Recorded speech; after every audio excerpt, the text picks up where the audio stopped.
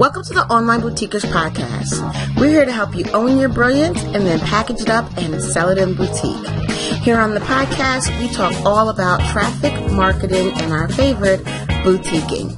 I'm your host, Akila Tompkins Robinson, and let's get started with this episode.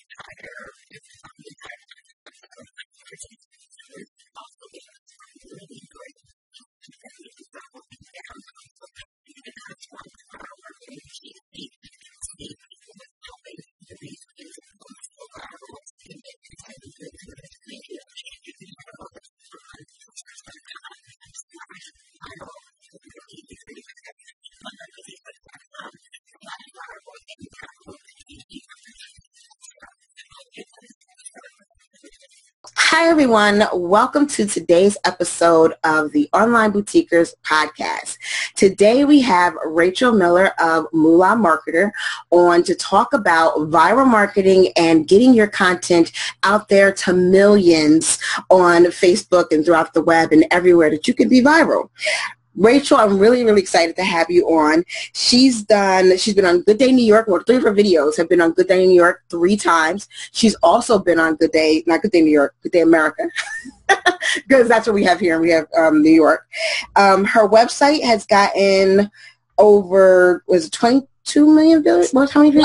Last year, I got 23 million page views to my website. Yeah, traffic and virals can drive immense amount of traffic, and when you have traffic, you can ask that traffic what they want to buy and sell it to them, and it's really almost mind-blowing what can happen, the doors that are opened. So yes, and so that's exactly what we're going to be talking about today, the doors that can open, how we can do that, how we can get started, even if you have like a page that you're thinking, oh, no one's watching, no one's paying attention. I've been in her group, I've seen it happen, and Rachel's going to share all of that with us. So I'll just jump right into starting with just a little bit of your background, a little bit of your story, how you started going viral and made this happen. Yeah, I'm one of those people whose brain and my life, I just like this bottle of energy. So my brain runs miles per minute. So I was a school teacher, and I came home, and because we couldn't afford daycare because we had 1 child, but we were also almost immediately pregnant with our second on the way before we were even out of maternity leave. It happens sometimes, okay? And so we couldn't afford daycare for 2 kids on the teacher's salary because I was one of the lowest paid teachers in Texas.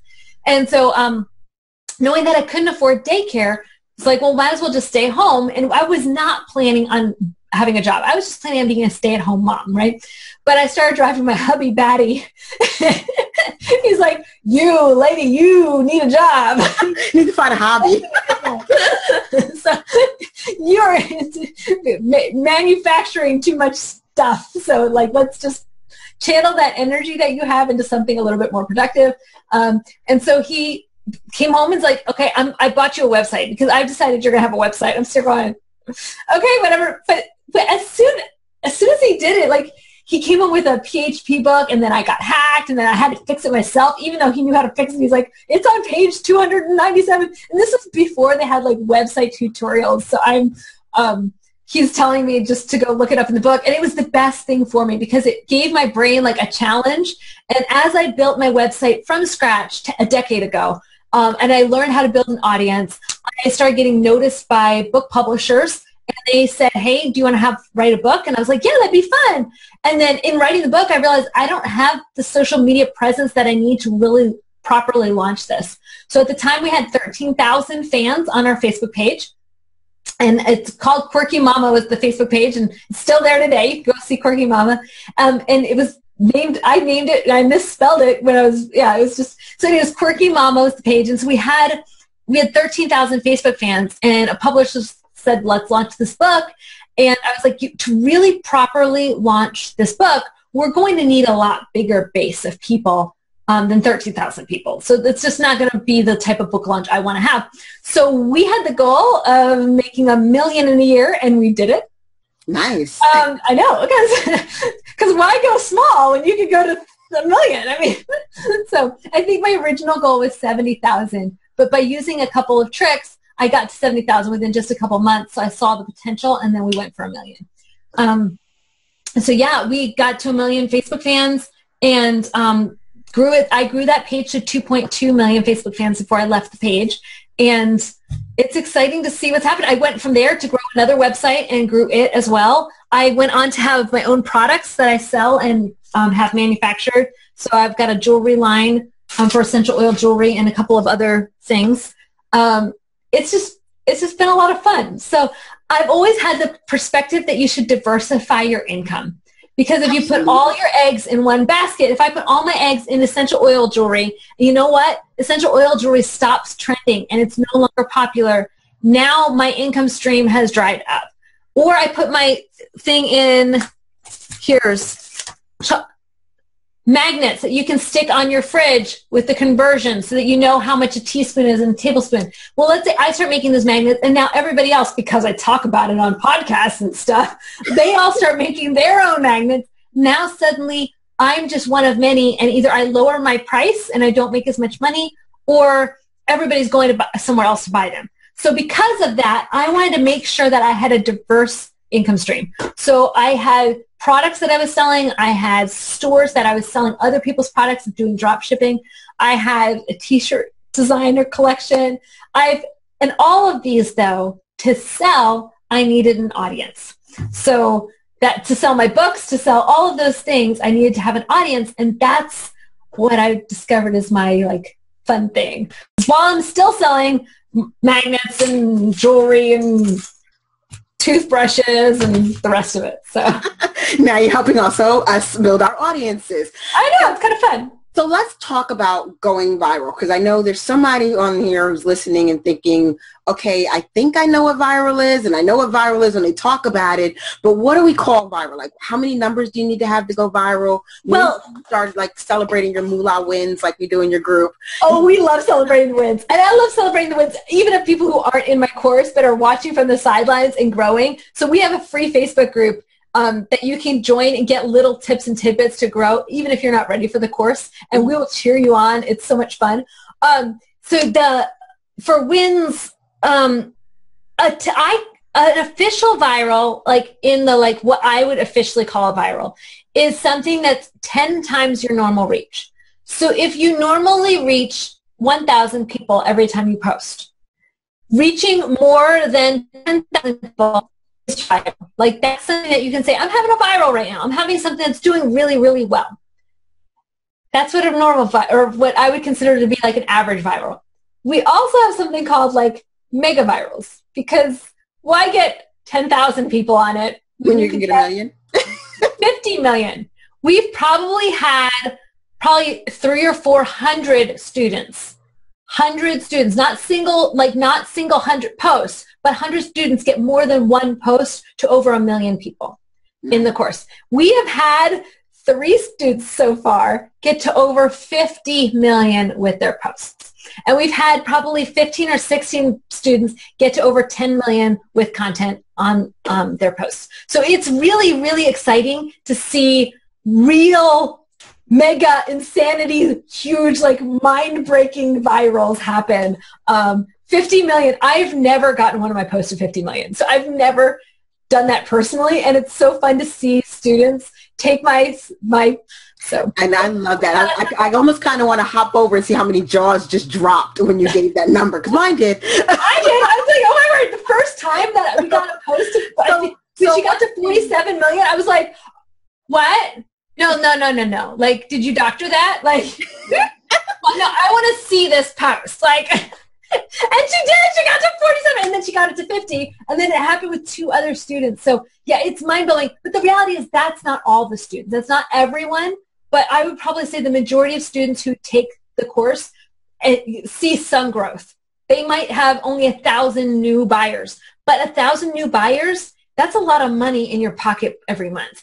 Mm-hmm. So 1,000 people that are buying and loving your product, that's a huge income jump. We had one student who just grew by 2,000 fans, but that growth of her 2,000 fans made such a huge impact on her pocketbook that she's now making more than her salaried position, and her husband's talking about having her quit her job because she now can cover it with her income. And she wants to have like a couple more months to prove that she was able with just those 2,000 fans because she brought on the right kind of fans. So not everyone's going like insanely viral. Some people have the little wins that have a big punch behind them. Nice. And now, so that was one of the questions about like the different industries. Most, like, we're talking retail. What kind of industries mostly go viral, and where is it better? Or are there any that are better for virals than others? Or what have you seen in kind of in between your students and what some of the sites that you've grown? Most of the ones, now for me personally, I can't make food go insanely viral. But most of the people that are going the massive virals are in the food or parenting niche. Food, and like they're reaching moms. So I think a lot of that's because of the community of Moolah. We kind of join in when the viral's happening, and we all join in on the fun, if that makes sense. I don't know how to explain. Like help the shares and help you.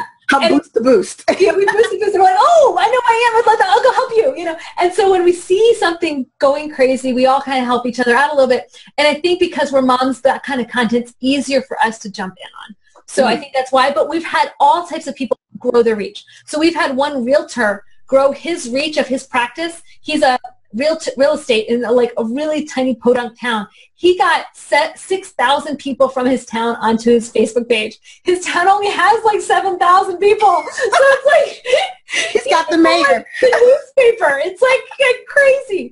But everybody now knows who he is, and so he's now the realtor to go to that everyone's going to use because he's kind of dominated the market. Mm-hmm. And he's more than that now. He's also got like a t-shirt line. It's just really fun to see how he's exploded, and he's shaping the way his town is seen from that. We have llama farmers. We have like a llama farmer who got our llamas to go viral, which is really fun. We have a golf course owner. We have a governor. I'm not supposed to tell you who. I can't identifying about them, but we do have a governor's social media team in our class. We've got like lobby groups. We've got 3 TV shows, but I can't tell you their names either, but they are in their social media teams are in our class. So yeah, we've got such a wide range of people in there. It's just crazy. We've got Amazon sellers out the wazoo, but they never comment, so you'll never hear from them. I mean, they're very silent because they don't want anybody to steal their product. Yeah, so that's what Amazon does. It's like, shh. Yeah. I'm just going to sit here and stalk and private message you all day. Nice. So, and I actually have coaches now that I've brought onto the team because of the Amazon sellers were asking a lot of private message questions, and that way I can kind of deflect that because I can't do it all. But I totally understand why some sellers don't want the world to know what their product is because they're worried that somebody else is going to make a Kickstarter out of it and put them out of business. Mm-hmm. So yeah, it's really fun. We've all different types of people. So is there any type of specific content that goes viral more than others? Like, is it better for images or posts or videos, or can you make anything go viral? Would you think that appliance repair tape would go viral? No. It does. Fix It. Have you not seen those Fix It ads?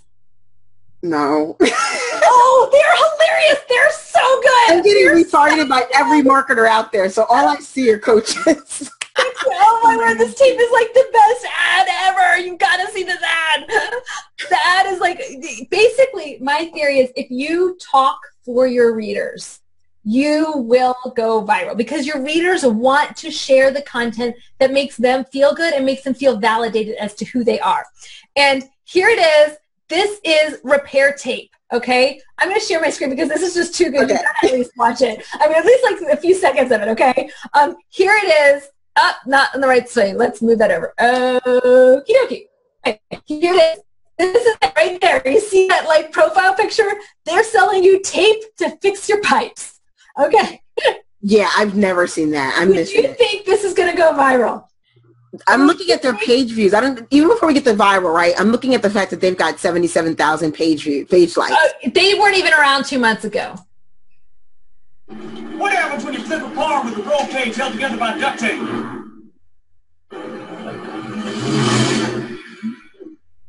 Wow, and they've got 10 million views on this video. I'm looking at numbers. I'm a data girl. 16 million. Oh, three different videos. I can't even see it right, That's 16 million. Each of them have gotten over 10 million.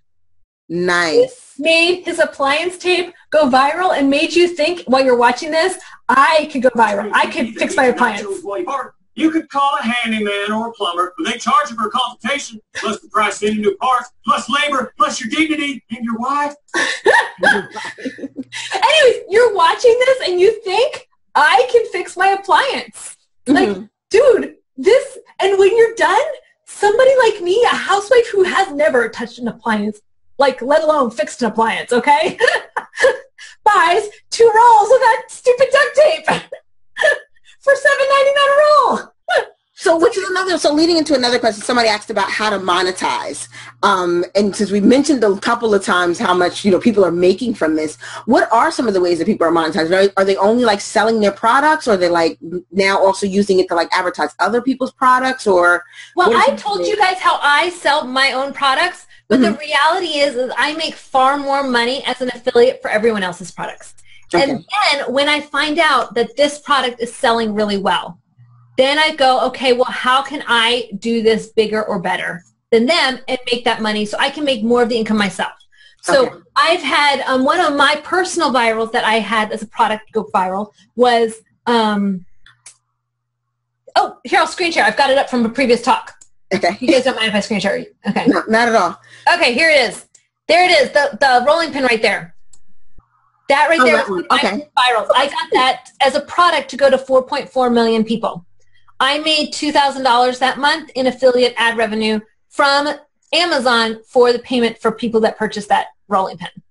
So this one, is this yours, or is that just somebody you found and you just use your affiliate? I made the image off of 2 images on Amazon. Okay. And linked to their product on Amazon, and I made the affiliate revenue, and of that affiliate revenue, so of 8%, I made $2,000. So I sold like $15,000 of these rolling pins to be able to get that kind of income. Wow. So yeah, it was really kind of exciting to see that happen, and that was really cool. We've had a couple other ones. Here's Mermaid Tails. That's another one that I sold. That's as an affiliate. But there's a bunch of them that we were able to sell. Oh no, yeah. So okay, sorry, I clicked through it. I don't know where the other ones are. But my point is that, yeah. So when you decide, when you choose what you're going to like do an affiliate for and what you're going to kind of make viral, are you looking at who's manufacturing and saying, okay, do you have enough for this, for what I'm about to do to your company? Or are you just looking at these are things that my audience would like? And I ask my audience what they want. So I build an audience and then I ask them what they want. Because the reality is I don't know what my audience wants. Just because I think something's cool or I think something's needed and necessary does not mean it's what they want and what they need and what they think is necessary. So I've noticed that with my own my own course that I made. I made a course, and as I was making it, I asked my people what parts are good, what parts are bad, and then if they like had a massive gripe fest about something, not take it personally and just fix it, because that's what the market wants. So you take yourself out of it because you are not the audience, even if you're in the same niche. So even if I am a cat lady, which I'm not, although I do have a crazy cat lady page, and I'm known online as the crazy cat lady, the crazy cat lady with no cats, but because I still need to say, okay, readers, I think you might want cat food. Oh, cat ladies do not buy cat food. Like that's not something that I will ever be able to sell to them. Didn't know that. Good to know. We won't sell you cat food anymore. Okay? You guys want to buy cat magnets and napkins. We can do that. We can make that. I guess. Fun. So you ask your audience what you build. But if I went into it thinking, okay, they're going to buy cat dishes, cat toys, and cat food, well, I just handicapped myself because that's not actually what cat audiences like to buy the most. Okay. So how do you ask them? Do you just, based on the page, you ask them, or are you like, I'm a professional Facebook and Pinterest stalker. Stalker, then you'll love this. What's your best way of finding out and pretty much asking them and finding out what they're really looking into? I get some of their emails in like an email opt-in, and then I go into Amazon wish list and see what they're buying. Wow. Okay, so anyone listening, anyone watching, just wow. It's public. So you can see what someone has in their shopping cart, in their wish list. It's public. Like, you can go on right now and see what I have on my shopping cart in Amazon right now. It's public information. You have to opt out of having it be public. So I'm sure that that's just a lovely feature that everyone's like, oh my word, I gotta go take that and make it not public anymore. But yeah, look, I thought that too. But at the same time, I'm like, okay, it's cool, but man, I need to hide my stuff. I never. Yeah, do you want me to show you guys how to do that? That's one of the ninja tricks. I have a lot of those little ninja tricks, and I share them in the course. But let me show you real fast how to do it, because like maybe that's something kind of cool you guys want to do. We want to do it. You want to do it? That's awesome. Oh, come on! For crying out loud, it's not opening for me. Okay, here we go. Let's flip it there. Okay. Hopefully you guys can see this. I'm going to go on to Amazon. I can see it. Wish list. Okay, here we go. And then I'm going to go and type in your friends. And then I want to find someone's list. Okay, I'm going to just type in a random email. Let's type in lizj23@yahoo.com. I don't know who this person is, just FYI. I'm just hoping there's a Liz that has one. Okay, there we go. You have a backdrop. Oh, that's why I have on my wish list? Okay. Yeah. Like, I don't even know what I have. Pretty sedate. It's not that crazy. You're good. Okay. But in there, you could see this is the stuff that I have. Because you can see my wish list, and it says public. Mm-hmm. So I have this because I teach people how to do my own, and I figure if I'm going to stalk other people, I should make myself stalkable. Makes sense. So you can see here, if you typed in my address, you can see here that I bought this book on audio, The Way of the Kings. Don't know why I got that book. I've got some camera parts. I've got a laptop that we're looking at. We haven't bought it yet, but we might. Never know. And some rugs, because we bought a new house. So from this, though, you can see what kind of content I find is interesting, or my son finds interesting. Nice. And you can even see the dates it was added, which is, you can see how it is, and if it's something that, was new or something they were looking at before. Yeah. So you can see stuff from here. And so that's one way. If you have no affiliate links yet, you're not testing your audience, this is one way that you can find out what people are actually buying. Another way that you can do it is by literally selling your own, putting affiliate links up on your posts, and then see what people buy. When you have an affiliate link, you can actually go in and see the back end. So I'm going to type in here, affiliate program on Amazon. This is one of my affiliate accounts. And I can see in here the things that people have purchased. So I can go in here, reports. There we go. Here's the screenshot. I just went into my affiliate report, so I can see that they purchased this thing. They bought 10 of this item. And this item right here is, this is just one person that purchased a lot of stuff at one time. A lot of stuff, yeah. So that was really cool that they bought that, because that's a lot of money for me. So you can see the different products that they're buying. And when I see these things, then I can go in and sell that product myself. Nice. Yeah. You just, like I said, blew a bunch of our minds. And I looked on Facebook to see the comments. Blew a bunch of our minds on now Amazon stalking. We're adding that to the list, guys. It's kind of fun. Back to just going viral. So now we got our Amazon stalking on, and we got what our audience likes. How important is it to be really niche with your target audience? Can you start broad and then narrow down, or like how you talked about the cat ladies? So you need to just be very specific. I would start specific. Because think about yourself. We actually have a student in our course. I used her as an example so many times. I feel kind of bad for her. But she came to our course, and she loves margaritas. She loves margaritas. And she loves to travel. And she loves her back porch, because she's actually refinishing and redesigning her back porch. So literally porch design. So your wood needs to be this feet by this feet and this tall and this type of wood, and you nail it here, there. I mean, we're talking deck designs.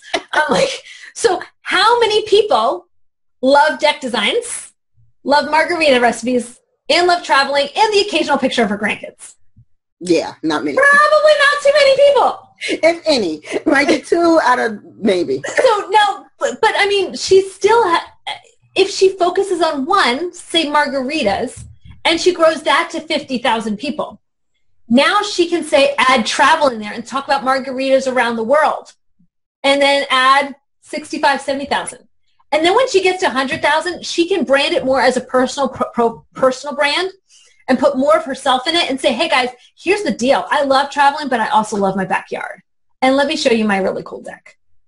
But you can't do that at the beginning because no one knows who you are or why your deck's really awesome, and they get really confused why there's margarita and the other. But when they've been following you for a long time and you've got a larger base, you can segment your audience. So you have people who love the outdoors and margaritas, and people who love travel and margaritas, and then the people who just need to chill with their margaritas. You can have 3 separate audiences in there, but you can't do that at the beginning.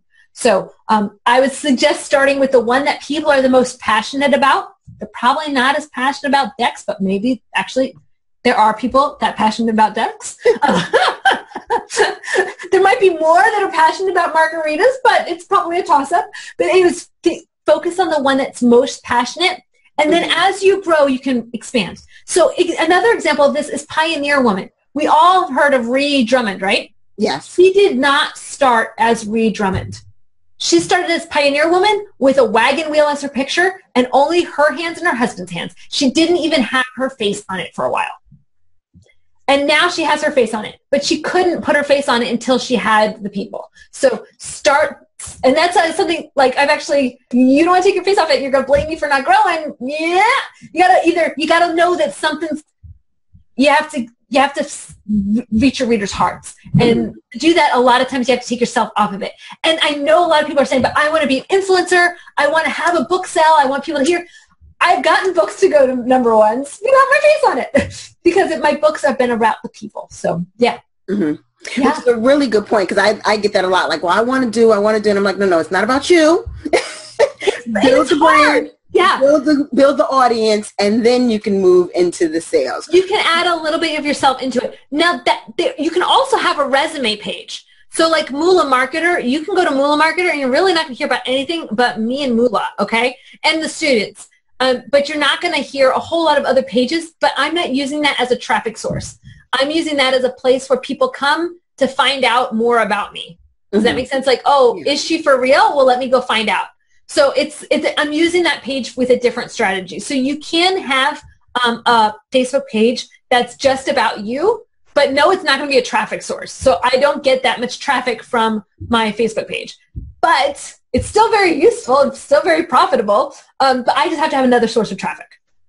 So the traffic comes in and you use your page more, just convert them later. Like, yes. My traffic is my resume. Yeah, okay. So talking about what to do in the beginning and kind of once they get bigger, what's like kind of the average time frame? Because I have a lot of retailers and we get started and we're like, I'm not making sales in the first like 3 months. And it's like, okay, how long should someone wait, or how long should they work at this and then say, okay, this isn't working, I need to pivot or do something different? How long does it take? Well, it depends really on your motivation, because when should you get out of a market really depends on your heart. Because if you don't love that audience and want to love on those people, then it's going to come across and it's not going to work. Does that make sense? So you need to really love those people. And so if you're not loving it anymore, then I would say get out. I mean, like, or find a way to fall back in love, because you can fall back in love with things. So like give yourself marriage counseling with your site. But how long, so before I started making money with Quirky Mama, it was 2 years before I was bringing in big money. Okay. And I'm talking like in 2 years, I was probably making, 500 or 600 a month. Okay. 3 years in, I was making 1,500 a month, or 2,000 a month. I was making about 2,000 a month on 3 years in. Now I'm pretty sure it makes hundreds of thousands of dollars a month off of its Facebook page alone. So just know that as you grow, you have more capabilities, but you do have to put the work in to build the audience. Now, because I kind of learned how to build an audience the first time and built Quirky Mama, then when I was building the other websites, it was a lot faster. So One Crazy House, we were not profitable for the first 6 months and barely profitable for the first 9 months. But when you take the next calendar year, so you take the first 6 months away, the next calendar year, we made double six figures. So we made 250-something thousand that year. So off that website. So it's totally possible to be hugely profitable, but no, it's going to have a little bit of a famine time as you're building up your asset. Because when you have 40,000 fans, you might be making a little bit of money, but you really need to be investing that back in, depending on how big you want to be. And I don't do things little, so 40K was not enough for me. We were going for 500K, and yes, sir, Mary. And so once I got it to 500K, though, I've been coasting the page. So because the reach of a 500,000 page and a million page is actually not that different. So might as well just keep it engaged and keep it going. And so speaking of investments, I know you use a little bit of ads, or you use ads somewhat. Yes. What kind of investment do you put into ads once, just to kind of get that kickstart and get it kind of up and running? Well, my first page, the Quirky Mama, we did organically. Okay. One Crazy House, I put $4,000 into the page to begin it. And with that $4,000, I got myself to about 45,000 fans. And they were all engaged fans, and I was very selective with them, and then I could grow from there. So that said, that's not replicatable. And I actually went and spoke at a blog conference, and that's how Moolah started, because I went to this blog conference. I'm like, so guys, I built Quirky Mama to 2.2 million, whoop, and I built One Crazy House to 500,000, whoop. And they're like, yeah, we don't have $4,000 to do that, and we don't have this massive audience, and honey, you're like so out of touch with reality, like, whoa. And so I started Moolah. Well, I didn't know I was starting. I came home and I bellyached my husband. I was like, I failed these people and they just don't think, and I couldn't help them. And he's like, so just do it again. I'm like, what do you mean? He's like, so start a new page with no money and no audience and just do it. Like, stop complaining that you can't do this. Just do it. And show yourself that you can do this. So I started One Crazy Cat Lead and the One Pot Crock Pot. I started those with under $5 a day in ad spend, and with just the audience not sharing from my other pages. So I just started it small, and then they both grew too. So, and I started those with under $5 a day. Most of the time it was only $2 a day, building up the pages. So today they have 100,000 to 127,000 on one, and I don't remember how much, 150, maybe 160 on the other. So, so they're both solid pages, growth. They're bringing in income. They're bringing revenues, driving traffic. Yeah, they worked. So that's good to know. So for $5 a day, guys. Yeah, I would suggest $5 a day because it happens faster. But $5 a day, you can. Yeah, 4,000 will be faster, but you also want to be a good steward of what you have. And honestly, I think the results of $5 a day was just as good as the 4,000. So nice. That's really important to know. So next question: what's the most important thing about viral content? Is it the message, the quality, the originality? Like, what do you think when somebody's looking at something, or when you're putting something together? What's your biggest focus on? This is probably going to go viral. I need to speak like my reader. Okay. So it's not about you. It's not about your product. It's not about your content. It's about the way your reader feels and what they say about themselves. So if you can talk for your reader, they see it and they share it because you're speaking their heart. So if you can speak their heart, they'll put it up on their wall and they'll tell their friends and you'll explode. It'll make sense to them. Yes, it'll make sense. So it becomes shareable. Just like Fix It was shareable because people who were like, I'm never fixing a thing. Well, I'm losing my self-respect because it just was really fun. And it made it where you could feel respected and yet laughing at yourself. So you left that watching this feeling like, yeah, I never fix my appliances. That's kind of bad. I should probably do that. But that was pretty funny. And I feel kind of good about myself now. So it was funny how he made you feel good while still putting a finger into your pain point, which is you really should fix your own stuff instead of just throwing that toaster away. Yeah. Now, along the lines of that, because you brought up Fix It again, do you think that, like, Fix It was a pro-done video? We could see that. Then in the pictures you used, because you pulled them from the page, they were pro-done too. Do you think everything has to be pro-done, or, like, can you see, like, people walking around, like, selfies and like, just your average live, here's me doing whatever? Like, does somebody need, like, a full production equipment in order to go viral? And I kind of know the answer because I've seen some of the virals, but I know my folks want to know too. Yeah. I'm going to pull it up, though, because you're not going to believe me if I tell you. So I'm pulling it up right now. That's what I'm typing right now. I'm pulling it up in our group so you guys can see, because people don't believe the numbers. They just really don't. Okay, here's some of our posts that have gone to 12 million eyeballs. Let's do the one at the top here. This one's gotten to 50 million. We must fold laundry, but we hate it. The thing is, she sells laundry in her links, affiliate links in the comments. Okay. Next one. Here we go. This one is, she got this in 5 days, 10 days. This is something it's a sheet, like a bed sheet in the background. And pool noodles. It's blurry. Yeah, that's definitely not. The image is blurry. But it's so simple. It's so and simple. Everybody loves those videos. I know I do. I stay like sharing those out. Yeah, the thing is, you don't have to do much. She did this with just her phone. It's blurry. It's not in focus. And yet you could tell she loves her audience and she loves her people and she's speaking what her people really want to hear.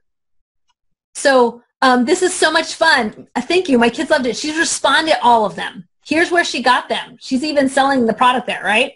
Mm-hmm. It's not super produced. It's just fun. Let's try another one. You can't get any easier than this one. This is literally her iPhone shot over her shoulder. Again, the lighting's not even that great. You can see that she's got glares on it and stuff. This isn't the official one. She's got a stain on her arm, you know. So no model there? Not a model. She's just a regular person, you know, a regular person who enjoys her fidget spinner, i.e. her wine corker. Nice. And she's selling a T-shirt here. She's selling T-shirts. Okay. So she's not even selling the wine thing. She's selling the T-shirt.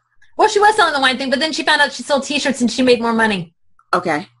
Just so you guys know, you actually make more money for sharing T-shirts. Is one of those things that you can sell an affiliate of and make a lot of more money per product. So you can usually make $6 on an $18 product in revenue from a T-shirt. Or in profit, excuse me, from a T-shirt. Okay, nice. And it takes like 15 minutes to throw it up. So yeah, I was in a group a couple of years ago, or maybe last year, when I don't watch The Walking Dead. You ever watch The Walking Dead? But when Glen died. So Glen died on The Walking Dead, and this guy wrote an article on his blog about 8 reasons why Glen wasn't dead, because it was like a cliffhanger. Oh, okay. So it was like 8 reasons or 6 reasons, whatever, reasons why Glen wasn't dead. And it started to go viral. Yeah. He put a T-shirt link at the bottom, like, and it wasn't even how he originally started. Like, at first it was going viral, and then he decided he went to Amazon, got a T-shirt link of Walking Dead something, and put it on the site. And I think he made like 15,000 in like days on. No, it's insane. Like his profit was just people clicking this link after looking at 8 reasons why Glen was dead. T-shirts, because they're the highest profit per the amount of work, in my estimation, because you can spend 15 minutes making a T-shirt image with an app that like does words, puts words on a thing, plug that up onto it in profit per shirt, and it's 15 minutes of work of uploading the photo and then sharing the link. Like in 15 minutes, but you can't do that if you don't have an audience. Okay. And you can put them audience is key. That's what we're getting at. You can put it on mugs. You can have it on computer mouses. You can make shower curtains. All of those things are print on demand, and they are the most lucrative of sales. And I even have one student in my class. This guy's a bandit. Oh, my word. This is just genius. I should have thought of it first. And now I'm telling everyone, so I'm sure he's going to lose revenue because I'm telling everybody and giving away his secret. But he, being the punk he is, made a coloring book. 100 pages of that. That's it. Oh, for people to just design on them. That's cool. That's it. That is genius. The entire book is one image on every page. Oh, that's hilarious. Just the $15. He makes $2,000 for like $15 or $12.99, and of that, like $5 of it goes to Amazon. He's making like $11 per sale of the book, or $10 per sale, and it's just T-shirts. That is a genius idea. That's hot. So getting close to my last question. I know I got a lot of questions, right? Okay. once we get it to go viral, so we got it to go viral. We know some people are putting links in them, or it's a good thing to put links in them. What are other follow-ups once you have something go viral? Well, I think the next question should probably be what follow-ups would help a post that you think is going to do well. You've got to optimize it, talk to reader. What can I do to make that go viral? And one is to attract your right audience. And then two is to make sure the post is optimized for Facebook, so Facebook wants to share it more. And then three, make sure that you're resharing from sources and that you're promoting it in different ways, like in groups, in comments, in visitors posts. But you don't want to bring on your friends and family. You want to avoid the friends and family because then Facebook's going to think it's just your friends that need this. And it's not going to show it to more people. You want it outside of you. Okay. And so, yeah, connecting with other people in your niche is one way. And then we have like a viral funneling system. And to keep it to go viral is just viral funneling over and over and over again. So something can go viral more than once. Mm-hmm. Actually, like 2 weeks ago, we had my viral from a year and a half ago. Overnight, got 2 million views. Oh, because wow. it went viral. Well, okay, it may not have been overnight. It may have been 2 or 3 days, but I did not notice it. And then all of a sudden, like, wait a second, I got 2 million new views on my website. What happened? And it was all on one post on my page, yeah. So it went viral a second time. So that was really fun. So instead of 11 million views on that post, I now have 14 million. Nice, nice. So a lot of us are now going to want to go viral. They're addictive. Once you go viral once. Now the thing is too, I'm talking about these big numbers, but the majority of people in the course in the free Facebook group too, they're growing viral by increasing their audience by 4 times. Now they have more buying power of their people. Now they're loving on more people. They're making a bigger impact. And in time, it will grow from there. But it doesn't have to be these mega virals to still make an impact and still make a difference and still make an income. Mm-hmm. So just as I'm talking these big numbers, they're going to seem spammy and overwhelming. They're not necessarily the reality of most people, although it's possible. It tells you it's capable. But you can do it on a smaller scale and still use that to grow your business in a big way. And you've got the target audience when you're getting the audience. So that means they're more buyers. Pool parts will never go viral. We have a student in our class. He sells pool parts in a certain geographical area. He only wants pool owners who live in this metroplex. He doesn't want everybody to be his Facebook fan. It doesn't do him any good. He can't sell the parts over there because the chemicals, you can't transport them. You can't ship them, yeah. He can't ship them, and they have to be his local area. That said, can he grow his local fan base by 3,000 people that own pools and totally change the life of his business, trajectory of his business? Yes. So it's totally possible. It's totally possible. Love that. We shared it all. Okay. So the other question I didn't ask you yet. Okay. How can everyone find you? We talked about your Facebook group. You want to give everyone the name, and I'll make sure the links are in the show notes so you guys will have them. Cool. But yeah, your Facebook group, we know you've got a course coming that I'll be talking about to my folks a little bit. Yeah, we've got a course, and we've got a workshop coming up it's like a pre-level to the course. And it's only going to be open for a few days. Like the workshop, I'm going to open it, and it's only going to be a couple days that you can take the class. Like it's like a basic, for the people that can't necessarily take the whole course, it gives them like a little bits and pieces that they can put into place now. And then we do have the whole course. It's 6 weeks long, and then I have like 2 to 3 weeks of support at the end, so you can have like a little extra time learning and growing. And we go through it. It's dripped, so slow me down a little bit so that way we can see the most action and see the most results in you guys. And then when you're done with the course, we have an alumni group with ongoing support. So, yeah, that's us. Okay, so we definitely, like I said, have all the links. So you guys can go and join the group, get into the course. I'll make sure it's up there before in time for everyone to get in there. Thank you so much, Rachel, for coming on and sharing so much for having me. I'm so glad to have you on. And thanks for my Facebook audience for hanging out with us.